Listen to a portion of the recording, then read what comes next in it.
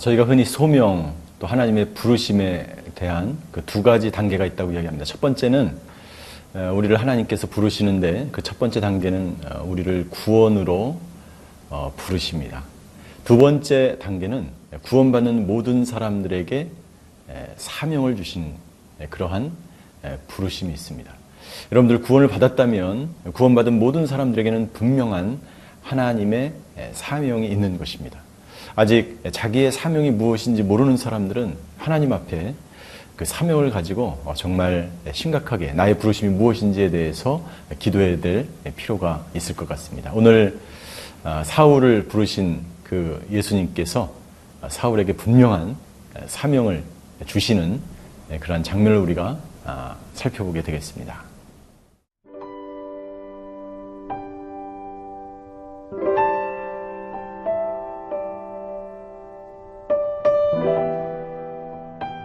사도행전 9장 10절에서 22절 말씀입니다. 그때에 다메섹에 아나니아라 하는 제자가 있더니 주께서 환상 중에 불러 이르시되 아나니아야 하시거늘 대답하되 주여 내가 여기 있나이다 하니 주께서 이르시되 일어나 직가라 하는 거리로 가서 유다의 집에서 다소 사람 사울이라 하는 사람을 찾으라. 그가 기도하는 중이니라.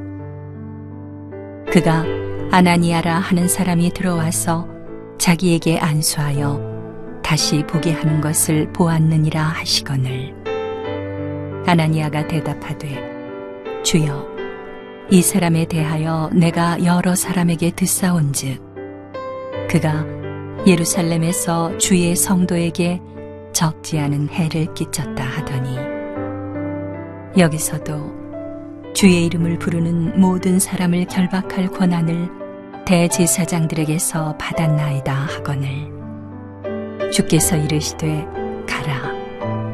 이 사람은 내 이름을 이방인과 임금들과 이스라엘 자손들에게 전하기 위하여 택한 나의 그릇이라.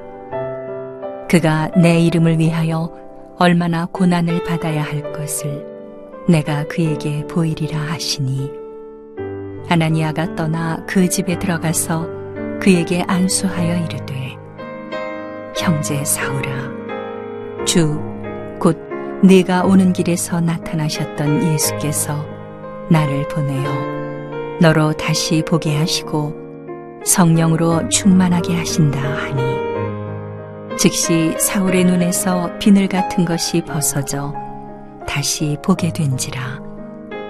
일어나 세례를 받고 음식을 먹음에 강건하여지니라.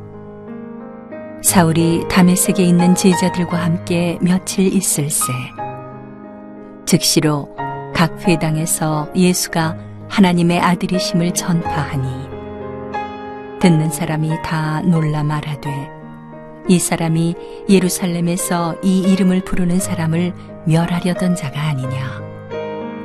여기 온 곳도 그들을 결박하여 대제사장들에게 끌고 가고자 함이 아니냐 하더라.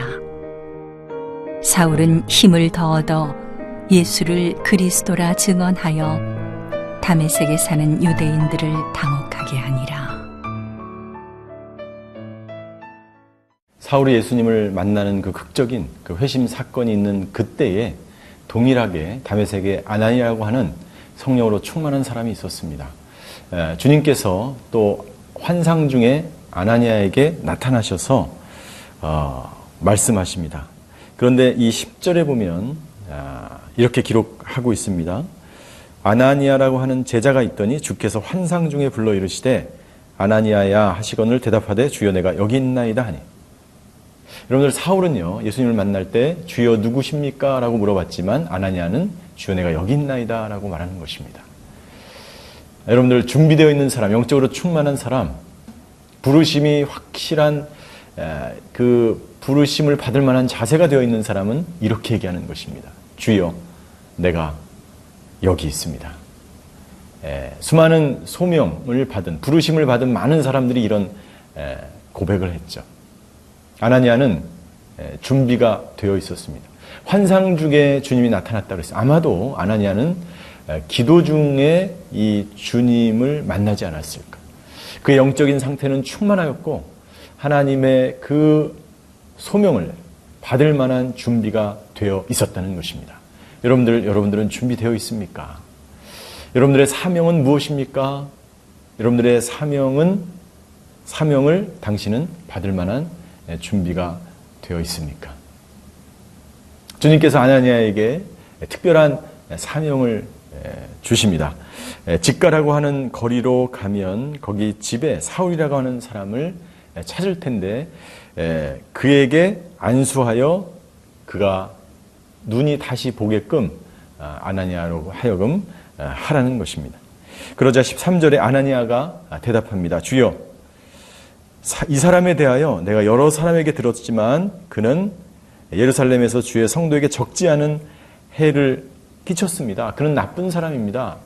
그는 도저히 가서 내가 기도해 줄 만한 그런 사람이 되지 못합니다라고 아나니아는 강하게 거부하는 것입니다. 여러분들, 우리가 사명을 받을 때에, 하나님의 부르심을 받을 때에 내 선입견과 내 생각과 내 판단을 내려놓지 않으면 절대로 그 하나님의 사명을 이루어갈 수 없습니다. 내가 이해가 되지 않고 내가 받아들일 수 없고 내가 설득되지 않고 납득이 되지 않더라도 하나님께서, 주님께서 주신 것이면 우리가 순종하는 마음으로 내 모든 선입견과 내가 들었던 모든 소문, 그 모든 것들을 내려놓고 주님의 말씀에 순종할 수 있는 그런 사람이 되어야 한다는 것을 우리는 깨닫게 되는 것입니다. 그러자 예수님께서 단호하게 말씀하고 있습니다. 15절입니다. 주께서 이르시되 가라, 이 사람은 내 이름을 이방인과 임금들과 이스라엘 자손들에게 전하기 위하여 택한 나의 그릇이라 라고 말씀하고 있습니다. 그는 나의 그릇이라. 그는 나의 일꾼이요, 앞으로 사도가 되어서 예수님을 핍박했던 인생이 변화되어서 예수님을 증거하는 인생으로 살아가게 될 것이다 라고 예수님이 말씀하고 있는 것입니다. 뿐만 아니라 16절에 보니까 그가 내 이름을 위하여 얼마나 고난을 받아야 할 것을 내가 그에게 보이리라 하시니 라고 하는 것입니다. 사명받은 자들에게 고난이 또한 따를 수 있다는 것을 보여주고 있는 것입니다. 어떻게 보면 그리스도인들이 예수님을 믿는다는 이유로 고난을 받지 않는다면 그 사람은 내가 정말로 예수님을 믿고 있는가를 의심할 정도로 성경에 나와 있는 모든 사람들은 예수님을 믿는다는 이유로, 하나님을 경배한다는 이유로 비난과 핍박과 반대에 부딪혔던 수많은 믿음의 선진들이 있었습니다. 오늘 우리는 다시 한번 이 아나니아가 받는 사명을 통해서 내가 정말 사명을 받았는지, 그리고 나는 사명받은 그것에 대해서 순종하고 있는지, 그리고 그 사명을 내가 하찮게 여기고 있는지는 아는지 우리는 다시 한번 생각해 보아야 할 것입니다.